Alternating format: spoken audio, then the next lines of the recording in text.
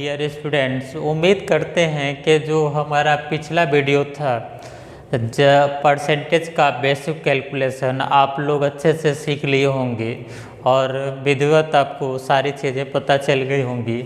आज देखिए हम लोग परसेंटेज में स्टार्ट करते हैं इसके टाइप फर्स्ट, और टाइप फर्स्ट में हम लोग सबसे पहले देखेंगे जनसंख्या से रिलेटेड क्वेश्चन क्या क्या होंगे, यानी जो पॉपुलेशन बेस्ड क्वेश्चन होते हैं वह किस प्रकार से होते हैं। जैसे आप जनसंख्या पे रिलेटेड क्वेश्चन करेंगे तो आप इसको जानने से पहले यह समझिएगा कि जनसंख्या से संबंधित क्वेश्चन जैसे हम वृद्धि जनसंख्या पे करते हैं वह सेम क्वेश्चन आपको मिलेगा। जैसे आप चक्रवृद्धि ब्याज पढ़ेंगे CI, वह सेम कॉन्सेप्ट भी वही चीज़ें मिलेंगी कि हमें क्या करना होगा।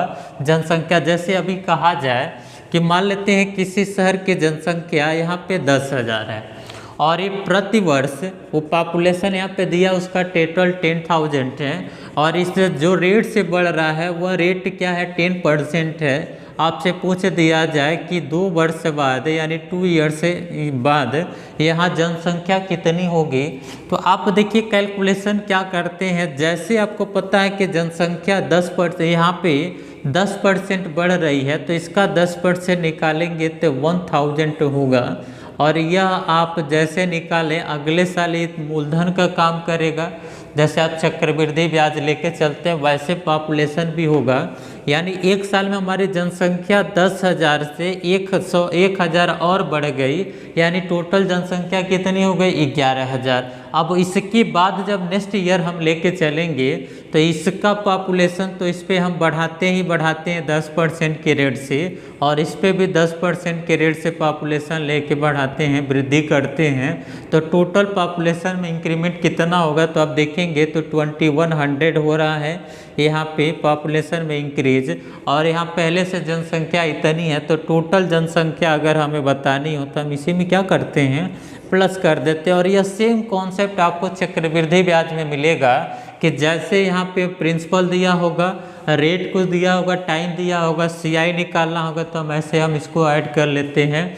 चक्रवृद्धि मिश्रधन निकालना होगा यानी टोटल अमाउंट कितना होगा तो हम इसको ऐड कर लेते हैं। तो सेम कॉन्सेप्ट भी वही है, आपको बस यहाँ पे समझना है कि जनसंख्या से रिलेटेड क्वेश्चन कैसे करते हैं और पॉपुलेशन। पहले देखिए हम स्टार्टिंग करते हैं और बिल्कुल बेसिक चीज़ों से सिखाने की कोशिश करते हैं। उम्मीद करते हैं कि यह चीज़ें आपको बहुत अच्छे से समझ में आएंगी। और देखिए सबसे पहले क्वेश्चन में हम स्टार्टिंग यहीं से करते हैं इजी से ही।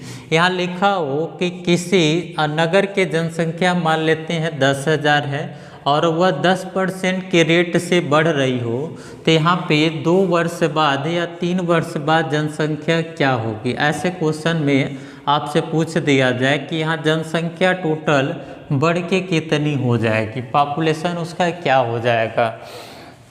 तो देखिए इसके हम लोग सबसे पहले बिल्कुल बेसिक कॉन्सेप्ट इसका सीखेंगे जो हमें पता है।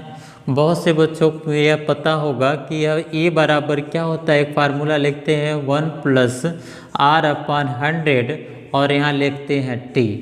जहाँ पे आपको पता है कि ये क्या है, प्रिंसिपल है, ये रेट है, ये टाइम है, तो हम लोग इस पर रखें मूलधन हमारा, यानी टोटल पॉपुलेशन क्या था 10,000 था और किस रेट से बढ़ रहा है तो 10%, R के जगह हम 10 लिख दिए और टाइम जितना दिया है 2 ईयर्स लिख दिए।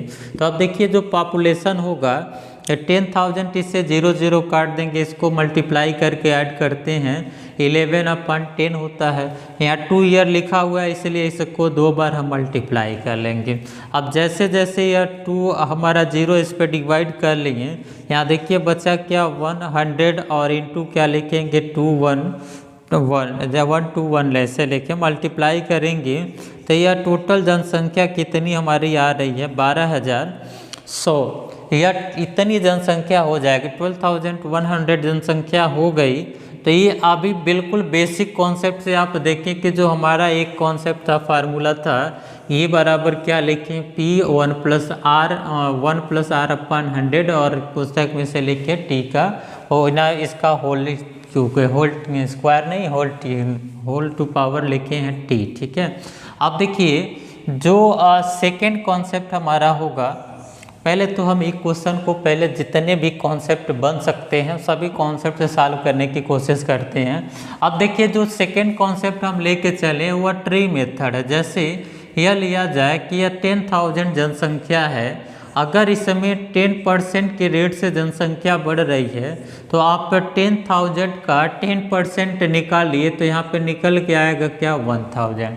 कैसे निकलेगा तो हमें पता है इसका 10,000 करेंगे, यहाँ 10/100 लिखेंगे, 0 0 कट गया, मल्टीप्लाई करेंगे तो वह आपका देखिए इतना ही बचा 1,000, तो वही लिखें सीधा सीधा, ठीक है। तो आप यहाँ पे बेसिक कैलकुलेशन पता है कि आप लोग कर लिए होंगे पिछले वीडियो में, अगर नहीं समझ में आ रहा तो आप लोग कर लीजिएगा कि इसका 10% निकालना, एक अंक पे पॉइंट लिख देना, सीधा सीधा है। अब देखिए अब जब नेक्स्ट ईयर की कैलकुलेशन करेंगे तो इसका तो 10% बढ़ेगा, ये जनसंख्या भी बढ़ेगी, ये भी जनसंख्या बढ़ेगी, जो बढ़ी है उसका भी 10% जनसंख्या वृद्धि होगी। तो यहाँ पे हम लोग लेके चलें इसका 10% अगर इंक्रीमेंट करेंगे तो यह 1,000 होगा, और इसका अगर 10% इंक्रीज करते हैं तो यह क्या हो जाएगा, इसका 10% 100 होगा। तो देखिए जो पॉपुलेशन टोटल बढ़ा वो क्या हुआ 1,000 2,000 हो गया प्लस 100। तो अगर टोटल ऐड करें जनसंख्या टोटल कितनी हो जा रही है तो आपको ऐड करने के बाद यही आंसर मिलेगा जो आप यहाँ पे निकाले थे, यानी 12,100 जनसंख्या यहाँ भी थी और यहाँ भी 12,100 जनसंख्या ही बढ़ के हुई। अब देखिए जैसे यह सेकेंड कॉन्सेप्ट किए, अब थर्ड कॉन्सेप्ट की तरफ बढ़ें तो देखिएगा थर्ड कॉन्सेप्ट क्या कह रहा है। यहाँ पे यहाँ एक चीज़ आप याद रखिएगा कि अगर 2 ईयर के लिए जनसंख्या में वृद्धि या कुछ भी चक्रवृद्धि ब्याज निकालने की बात करेगा तो यह एक नंबर याद रख लीजिएगा। 3 ईयर के लिए कॉन्सेप्ट याद रखिए 331 होता है, और 4 ईयर के लिए कॉन्सेप्ट हमें यह दिमाग में रखना है 4 6 4 और 1 होगा। ऐसे 5 ईयर के लिए कॉन्सेप्ट याद रखना है, यहाँ पे 5 10 10 5 और 1 होगा। ऐसे ही 6 ईयर 7 ईयर के लिए यह नंबर्स आपको याद रखना होगा। अब आप लोग सोच रहे होंगे कि ये नंबर कहाँ से आ गया, तो देखिए नंबर कहीं और से नहीं आया है, इसी से आपको निकल गया। जैसे 2 ईयर का निकालें तो देखिए 2 बार ही आया, 1 बार ही आया। ऐसे 3 ईयर का निकालेंगे तो 3 ईयर का देखेंगे तो इस पे या ये 1,000 3 बार आया होगा। ये हमारा जो 100 है इस पे भी 100 मिलेगा, इस पे फिर एक 100 मिलेगा, तो 3 बार 100 हो जाएगा। और एक बार 100 का 10% निकालेंगे तो वह तो आपका 10 मिलेगा, तो वह हो जाएगा 331 के कॉन्सेप्ट बन जाता है, ठीक है। तो आप यहाँ पे ध्यान दीजिएगा कि जब हम तीसरे कॉन्सेप्ट की तरफ बढ़ रहे हैं तो सबसे पहला आपको यहाँ पे क्या दिया 10,000 का 10% निकालेंगे एक लाइन में, तो 10,000 का 10% 1,000 हुआ, और इसका फिर 10% निकालिएगा यानी 10% क्या होगा 100। अगर इसके बाद 1 साल की और बात करेगा तो फिर इसका 10% निकालेंगे, फिर करेगा तो फिर ऐसे ही बढ़ते चले जाएंगे। लेकिन अभी हमें 2 साल की कैलकुलेशन करनी है तो हम सिर्फ क्या करेंगे, जो भी यहाँ पे दिया होगा रेट जो दिया है, रेट क्या दिया 10%, और हमारा मूल जो जनसंख्या थी वो क्या है 10,000, तो इसका 10% का रेट निकालें 1,000, इसका 10% निकालें तो यहाँ 100। अगर इसके नेक्स्ट ईयर की बात करता है तो फिर 10% ऐसे निकालते चले जाते। अभी हमें बस इतना ही करना है, तो यहाँ पे क्या करेंगे 2,000 और यहाँ पे इसको ऐड करेंगे तो क्या हो जाएगा 100। टोटल को ऐड करिएगा तो देखिए कितनी हो जा रही है, इतनी जनसंख्या में वृद्धि हुई, तो टोटल जनसंख्या कितनी हो जाएगी। तो हमें पता है पहले बेसिक जनसंख्या हमारी इतनी थी, और इसमें अगर 2100 इसमें और ऐड कर लें तो 12,100 जनसंख्या टोटल क्या हो जाएगी इंक्रीज होगा। ये हमारा तीसरा कॉन्सेप्ट है, यानी तीसरे कॉन्सेप्ट से हम लोग ऐसे क्वेश्चन को सॉल्व कर सकते हैं। अब देखिए जो हमारा नेक्स्ट कॉन्सेप्ट होगा, चौथे कॉन्सेप्ट की तरफ बढ़े, यहाँ पे लिख दे रहे हैं, यहाँ टोटल अमाउंट क्या होगा 12,100। अब जब हमारा नेक्स्ट कॉन्सेप्ट यहाँ पे आएगा कॉन्सेप्ट नंबर 4, इसे समझिएगा। यहाँ क्या करना होगा, रेट जो भी दिया हो 10%, इसकी वैल्यू आपको बताएं क्या लिखते हैं 1/10। जैसे जनसंख्या में इंक्रीमेंट होगा 10 से 11 हो गया, 2 साल का है, फिर 10 से 11 3 साल का होगा, फिर 10 से 11 फिर 4 साल, ऐसे लिखते चले जाएंगे और इसका मल्टीप्लाई कर लेंगे। देखिए ये टोटल 100 आया और ये 121 आया। 100 के इक्वल में दिया है कितना, यहाँ पे 10,000 दिया है, तो इसका कितना गुना है आपको पता चला, 0 0 कट जा रहा है, 100 गुना है, तो यहाँ पे 100 से मल्टीप्लाई कर लेंगे तो यहाँ पे भी आंसर आ जाएगा कितना, 12,100 जनसंख्या। तो ये हमारा चौथे कॉन्सेप्ट से क्वेश्चन सॉल्व हो जा रहा है। अब देखिए जैसे हमारा फर्स्ट कॉन्सेप्ट था बिल्कुल बेसिक से, सेकेंड कॉन्सेप्ट आपको ट्री मेथड बताएं, तीसरा कॉन्सेप्ट आपको यह बताएं कि 2 1 3 3 1 वाले कॉन्सेप्ट से करिए, और चौथा कॉन्सेप्ट आपको बताएं है कि अगर कोई भी आपको रेट दिया हो तो हम इसको रेशियो में कन्वर्ट, रेशियो मेथड से कर लेंगे, रेशियो में कन्वर्ट करके इतना होगा, ठीक है। और एक लास्ट अभी देखिएगा जो हम लोग 5वां मेथड का यूज करेंगे, 5 नंबर यहाँ पे लिख देते हैं।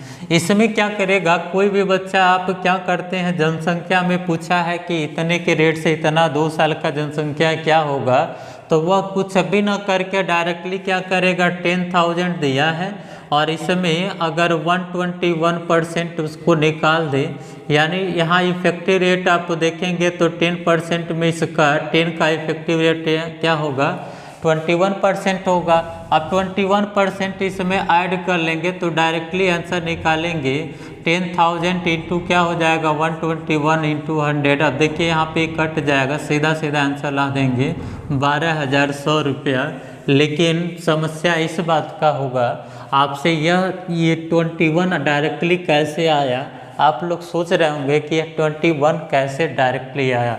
ये 21 देखिए ये इफेक्टिव रेट है, और इफेक्टिव रेट याद करने के कॉन्सेप्ट हैं, ये 5 कॉन्सेप्ट आपको आने चाहिए। देखिए एग्जाम में जब भी हमें बैठना हो तो ये जरूर है कि हम सिर्फ बेसिक कॉन्सेप्ट ही जानते रहें या कोई एक ट्रिक सीख लिए तो हमारा मैथ कंप्लीट हो गया, नहीं, बिल्कुल नहीं। आपको 5 कॉन्सेप्ट जानना हो सकता है कि ये ट्रिक नहीं किसी जगह काम कर रहा हो, किसी जगह यह ट्रिक काम कर रहा हो, किसी जगह यह कॉन्सेप्ट काम कर रहा हो, किसी जगह यह कॉन्सेप्ट का यूज हो। यानी कॉन्सेप्ट अगर हम हर प्रकार से जानते रहेंगे तो क्वेश्चन के अकॉर्डिंग जहाँ पे जो कॉन्सेप्ट फिट बैठे वहाँ पे उसको हम सॉल्व करके आंसर निकालेंगे। लेकिन अगर सिर्फ एक कॉन्सेप्ट आप लेके चलेंगे तो क्या होगा, कुछ क्वेश्चन तो आप इस कॉन्सेप्ट से तुरंत कर ले जा रहे हैं, कुछ कॉन्सेप्ट इसी कॉन्सेप्ट पे हो जाएगा, लेकिन कुछ ऐसे क्वेश्चन आ जाते हैं जिस पे ये कॉन्सेप्ट ना यूज होके यह हो जाता है, और कुछ पे यह कॉन्सेप्ट यूज ना होके यह हो जाता है, कभी यह हो जाता है। तो ये सारी चीज़ें होती हैं,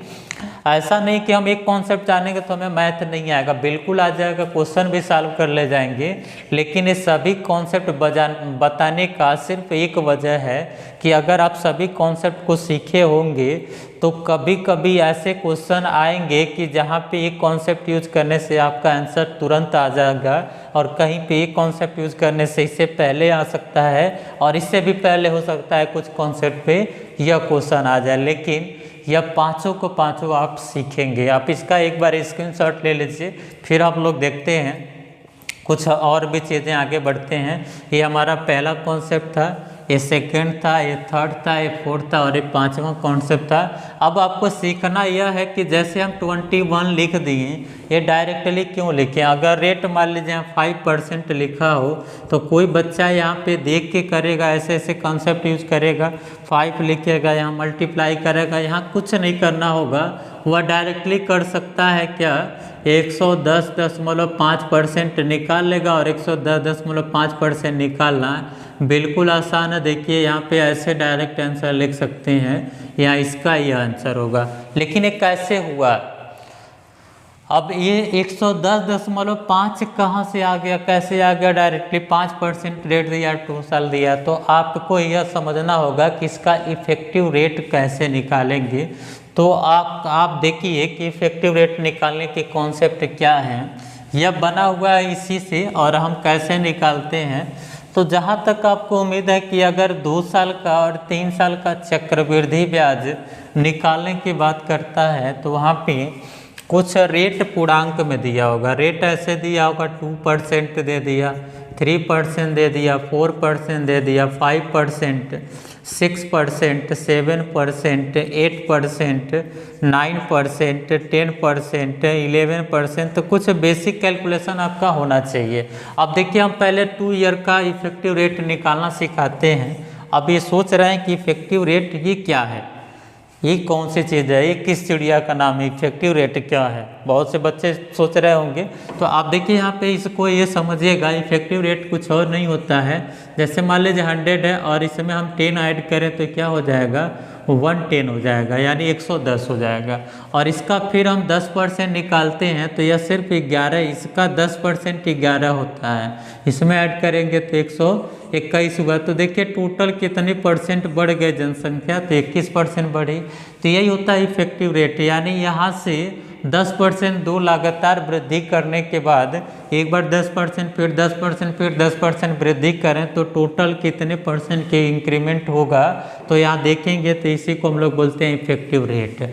और देखिए यहाँ इफेक्टिव रेट निकालने का अगर 2% बढ़ा रहा हो तो 100 से 102 करना, फिर इसका 2%, तो कुछ पॉइंट में चीज़ें आएंगी और आपको ये बार बार चीज़ें रटनी नहीं पड़ेगी। कुछ आप देख लीजिए कॉन्सेप्ट, बार बार यूज करिएगा।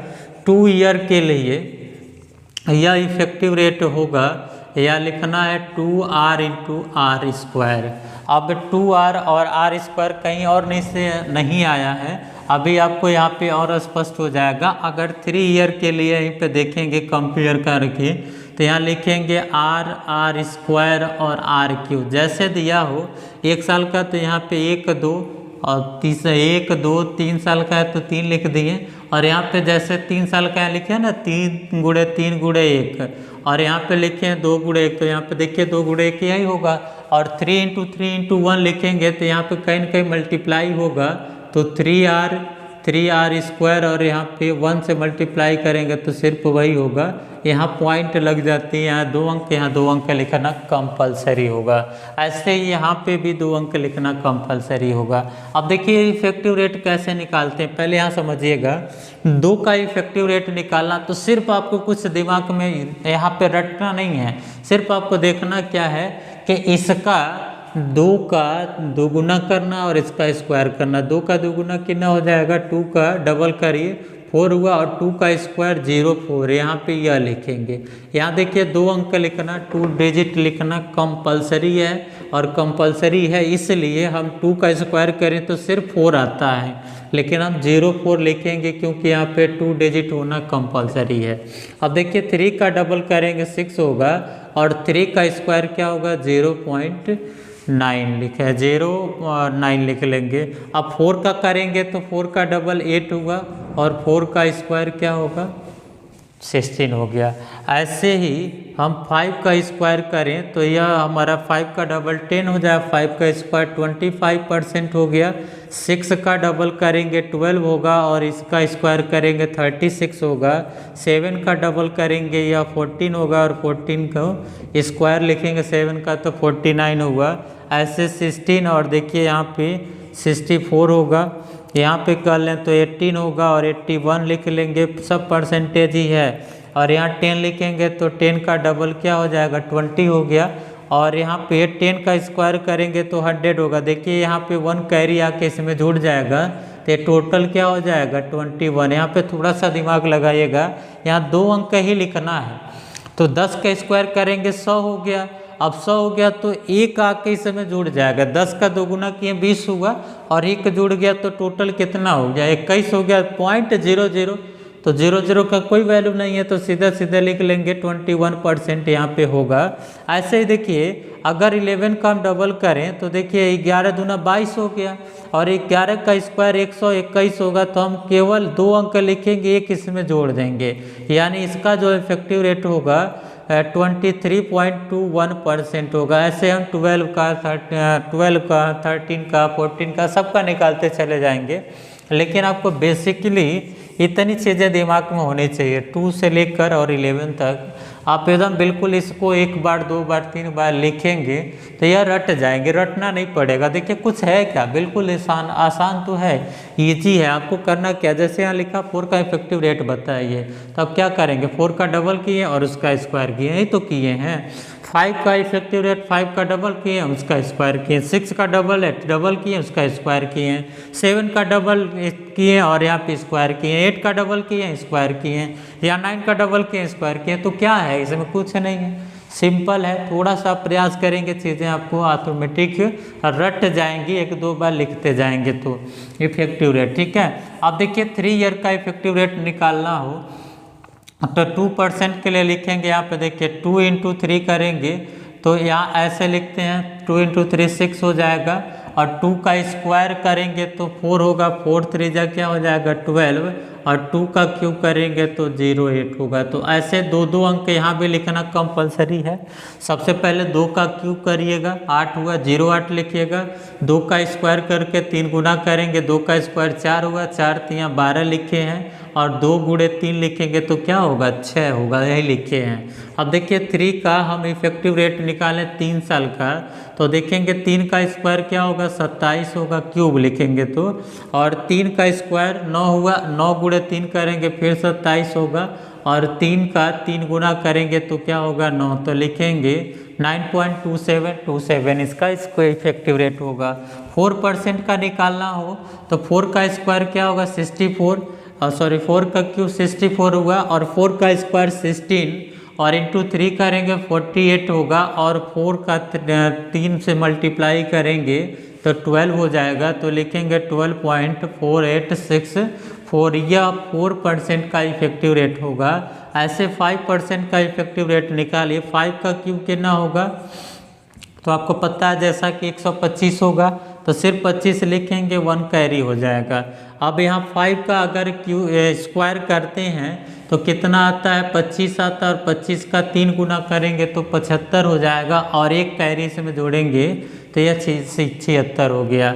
यानी 5 का स्क्वायर किए 25, उसमें 3 से मल्टीप्लाई करेंगे 75 हो जाएगा, 1 प्लस करेंगे तो 76 हो गया, पॉइंट लिखिए। अब 5 का 3 से मल्टीप्लाई करिएगा तो क्या आ जाएगा 5 3 जा 15 आ जाएगा। ऐसे 6% का निकालिए तो 6 का क्यूब क्या हो जाएगा आपको पता है 216, सिर्फ यहाँ पे 16 लिखेंगे, 16 लिखेंगे, 2 हमारा क्या हो जाएगा कैरी हो जाएगा।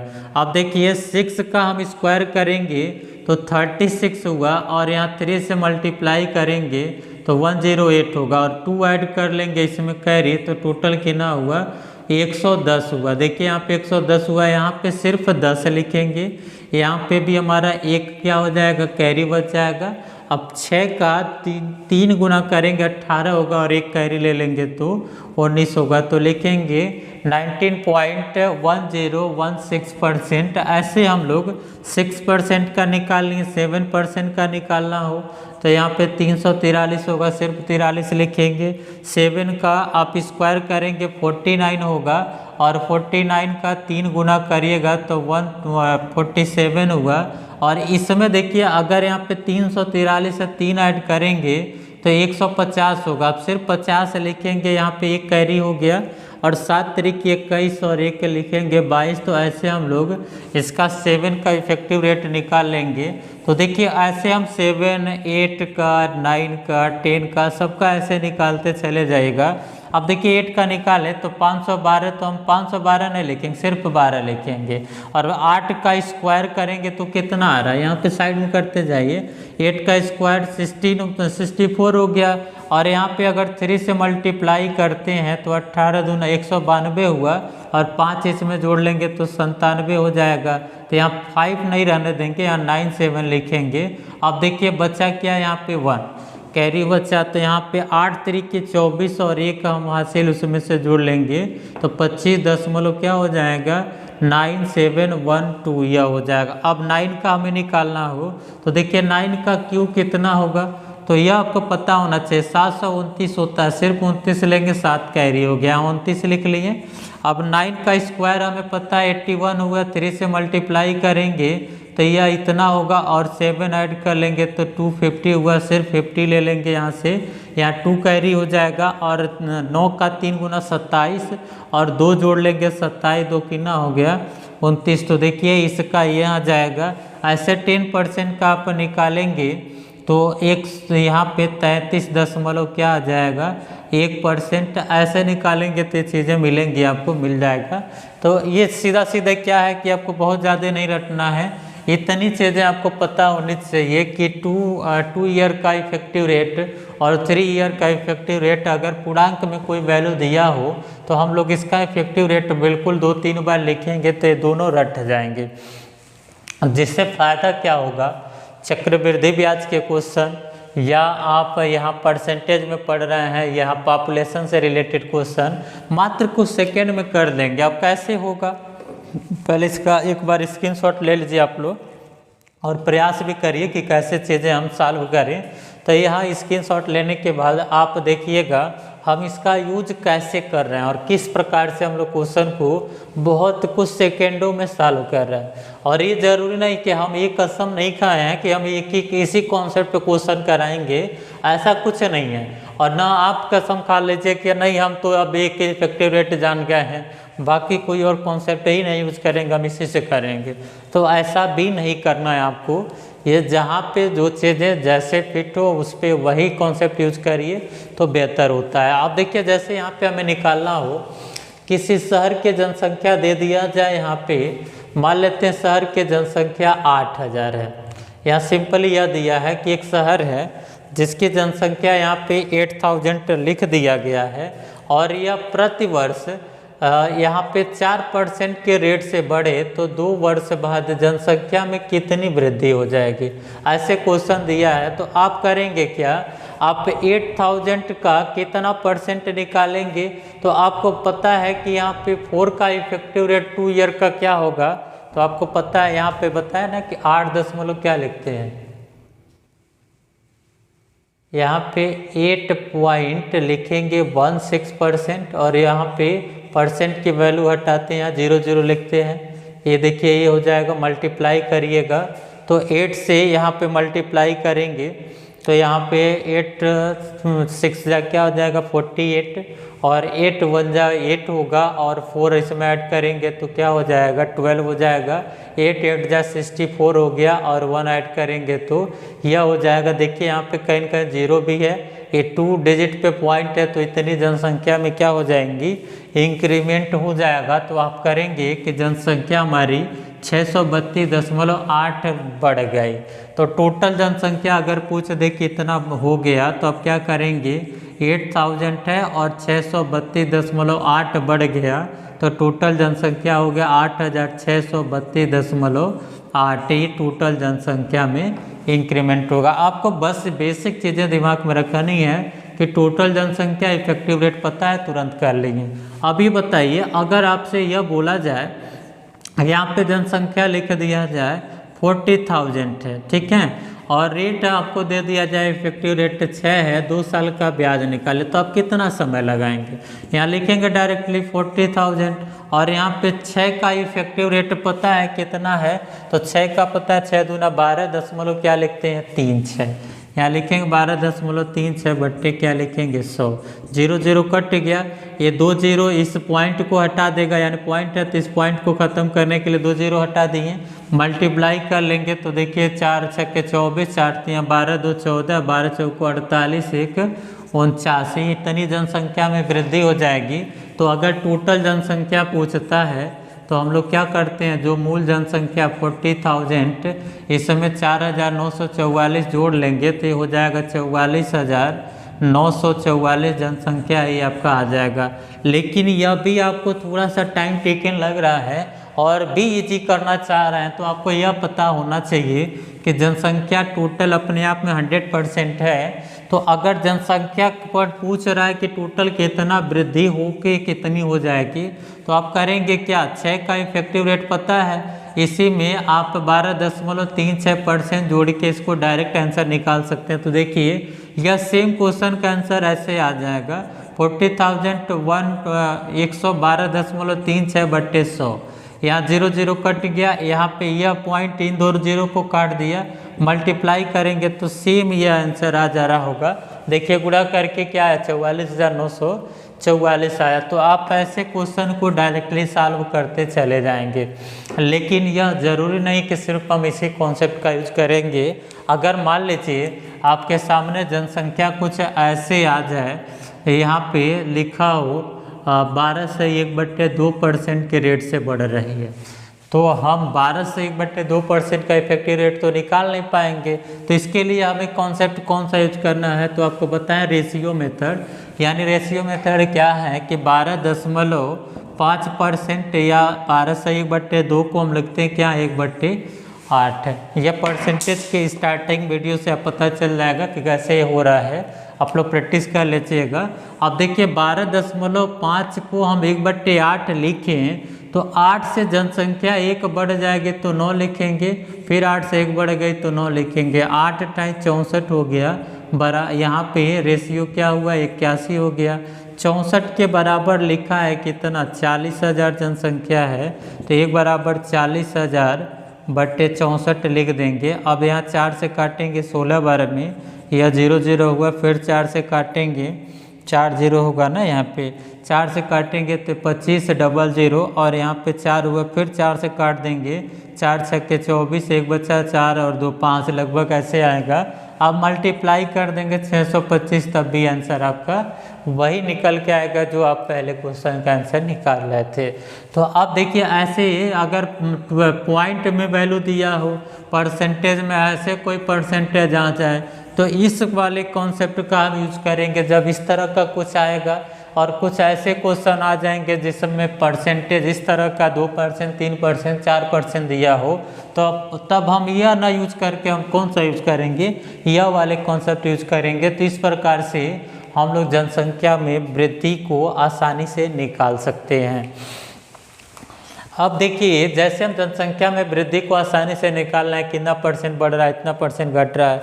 अब कुछ बच्चे इसमें यह कन्फ्यूजन में होते हैं कि कब की जनसंख्या दिया होता है, कब का पूछ लेता है, कैसे करें, किस प्रकार करें।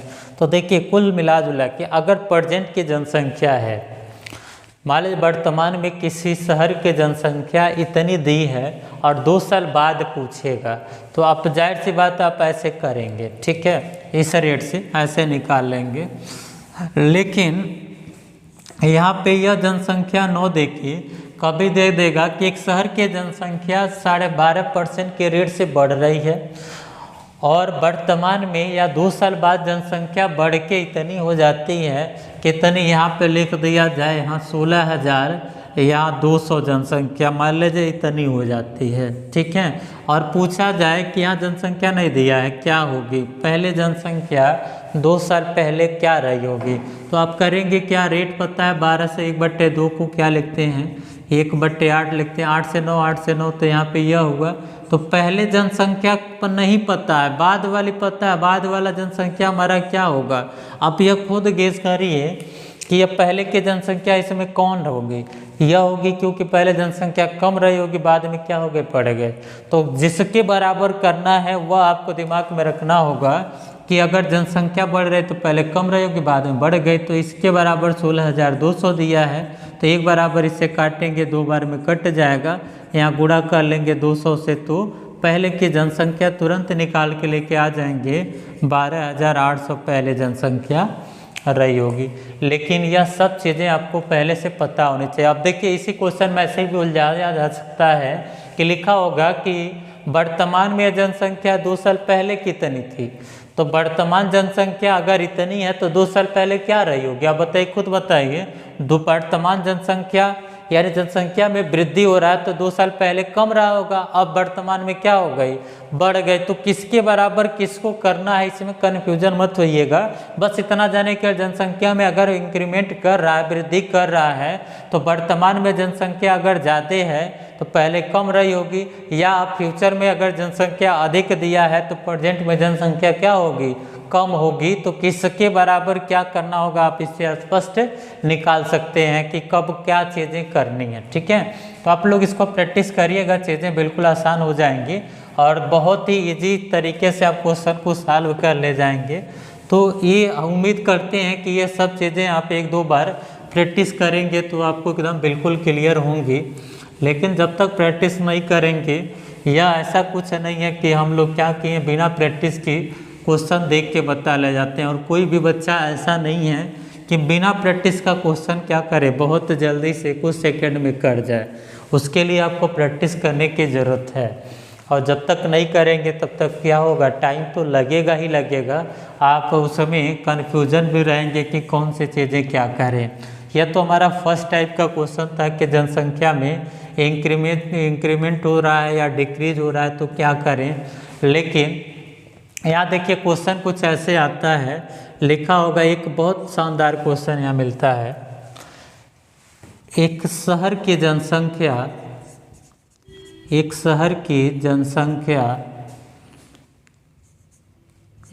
4,12,480 है, जिसमें ऐसे लिख दिया जाएगा, जिसमें 60% पुरुष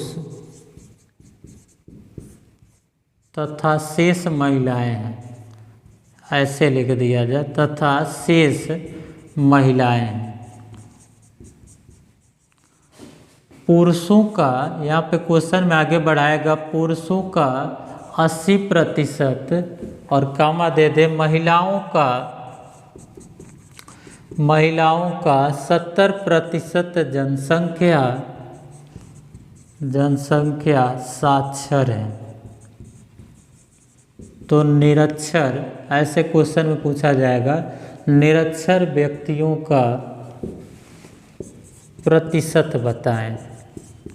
अब बताइए क्वेश्चन में कैसे करें, निरक्षर व्यक्तियों का प्रतिशत बताएं। यह क्वेश्चन आपके सामने है। इसका सलूशन हम लोग, अगर हमें बेसिक चीज़ें पता नहीं होंगी कैसे किया जाएगा, तो बहुत से स्टूडेंट्स यानी बहुत से बच्चे इसमें कन्फ्यूजन करते हैं। कैसे कन्फ्यूज होते हैं, वो क्या करेंगे, बहुत जल्दी देखेंगे क्वेश्चन, अरे बहुत बड़ा क्वेश्चन आ गया, और यहाँ पे क्या करेंगे, इसका तुरंत कैलकुलेशन स्टार्ट करेंगे। यहाँ पे 4,12,480 का 60% निकालें, फिर इसका 80% निकालें, फिर यह निकालें।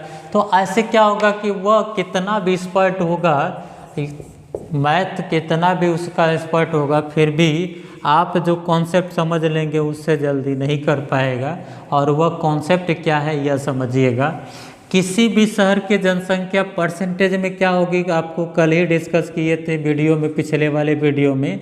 यहाँ पे अगर किसी भी शहर की जनसंख्या की बात करेगा तो परसेंटेज में आप क्या बताएंगे, 100%, यानी टोटल पॉपुलेशन हमारा यही होगा 100%। अगर इसमें देखें तो मेल की बात किया 60% है, तो फीमेल कितने होंगे आप खुद निकाल लेंगे, यहाँ पे 40%। अब यहाँ पे बात किया साक्षर जनसंख्या, तो साक्षर देखिए मेल का यानी 60 का 80% जनसंख्या साक्षर है, तो यहाँ 0 काट दिए, यहाँ 6 कितना हुआ 48% जनसंख्या पुरुषों का साक्षर है।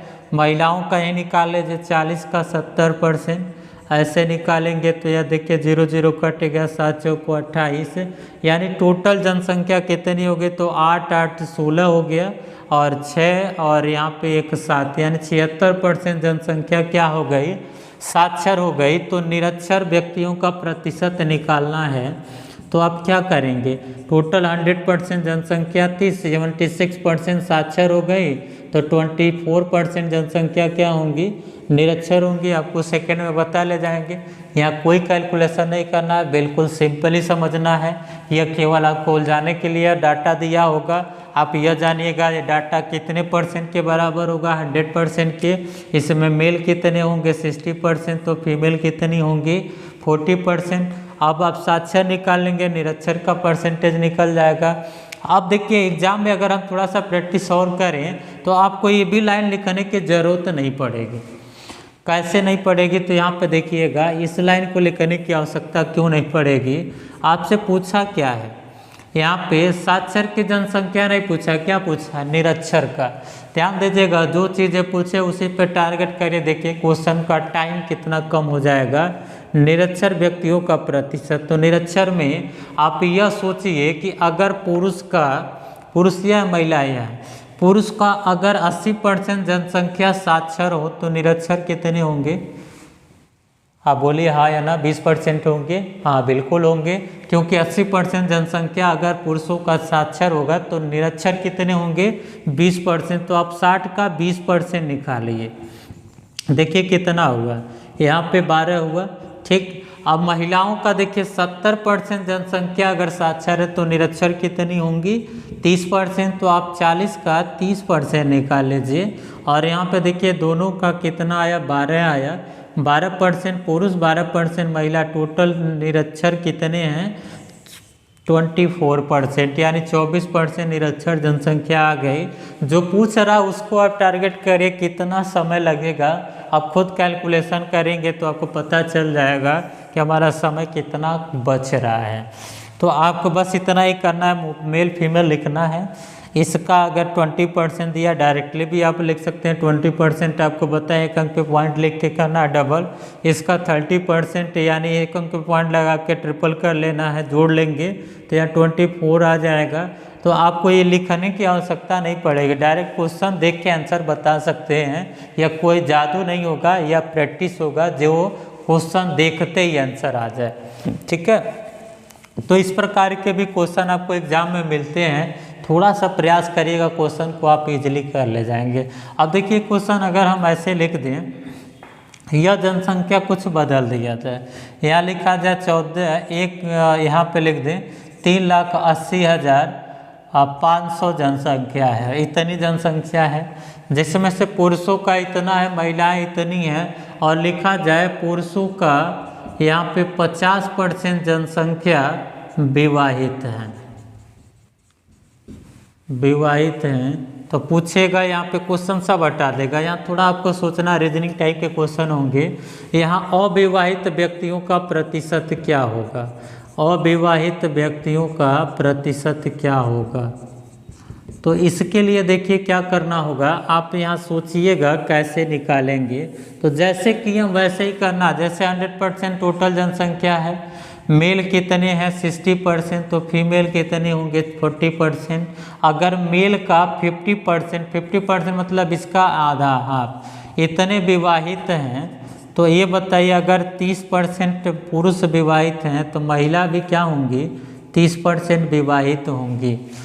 या पुरुष किनसे विवाहित होंगे? तो आपको यह अपने मन से ही लेना होगा कि पुरुष हमेशा विवाहित किससे होते हैं? महिला से। तो 30% पुरुष 30% महिलाएं, टोटल 60% लोग विवाहित हैं। तो अविवाहित का प्रतिशत आप निकाल ले जाएंगे। अविवाहित अनमैरिड कितने होंगे? 100 में से 60 घटाई कितना आ जाएगा? 40%। तो यह आपका अविवाहित का परसेंटेज आ जाएगा। तो कभी कभी ऐसे भी क्वेश्चन मिल जाते हैं जो आपको लिखा होता है कि अगर इतने पुरुष हैं, पुरुषों का इतने जनसंख्या विवाहित हैं, या पुरुष के इतने के पास बच्चे हैं, तो बच्चे हैं या विवाहित हैं, तो ये ऑटोमेटिक आप कैलकुलेट करेंगे। अगर इतने % पुरुष विवाहित हैं तो किन से होंगे? अगर उनके पास बच्चे हैं तो किन के बच्चे होंगे? पुरुष के हैं तो महिलाओं के भी होंगे, विवाहित पुरुष हैं तो महिलाओं से होंगे, जितना पुरुष विवाहित होंगे उतनी महिलाएं विवाहित होंगी। ये सब आपको कैलकुलेशन करना अपने मन से है, तो थोड़ा सा प्रयास करिएगा, ऐसे क्वेश्चन को आप आसानी से भी कर ले जाएंगे। ऐसे ऐसे डाटा दिया होता है, हम लोग डर जाते हैं कि अरे यार इतना बड़ा क्वेश्चन है कैसे होगा, लेकिन यह 100% अपने आप में है। थोड़ा सा सोच लेंगे तो चीज़ें क्या हो जाएंगी, बिल्कुल ईजी हो जा रही हैं। तो उम्मीद कर रहे हैं कि आपको ये चीज़ें बिल्कुल अच्छे से समझ में आ रही होंगी। और इसके पहले जनसंख्या वृद्धि के जो क्वेश्चन किए हैं उसको आप लोग फिर से 1 2 बार 3 बार देखिएगा जब तक क्लियर ना हो जाए, और उसका प्रैक्टिस में लाइए। प्रैक्टिस कर लेंगे तो चीज़ें और भी बेहतर बनती चले जाएंगे। जैसे आप पॉपुलेशन का क्वेश्चन कर लेंगे, ऐसे ही जनसंख्या जैसे बढ़ रही है उसी प्रकार से चक्रवृद्धि ब्याज के हम लोग क्वेश्चन करेंगे। तो आज के लिए हम लोग इतना रहने देते हैं, फिर हम लोग मिलते हैं अगले वीडियो में अगले दिन। तो या आप लोग इसको प्रैक्टिस कर लीजिए, जैसे भी हो, जिस तरह से प्रैक्टिस करना चाहें, जब करना चाहें, आप बैठ के इत्मीनान से कापी कलम लेके इसको प्रैक्टिस करिए। जो भी आपको लगे कि कुछ चीज़ें डाउट हो रही हैं, नहीं समझ में आ रही हैं, या कुछ ऐसा भी क्वेश्चन बन जा रहा है जो आपको नहीं सॉल्व हो रहा है, तो आप इसके और डिस्क्रिप्शन में या आप कमेंट बॉक्स में भी उस क्वेश्चन को टाइप करके भेज सकते हैं। नहीं कर पा रहे हैं तो हमारे व्हाट्सएप नंबर पे आप भेज दीजिए, तो उसको हम सॉल्व करके आपको रिप्लाई कर देंगे। ठीक है, तो आज के लिए इतना रहने दिया जाए। धन्यवाद, थैंक यू सबको।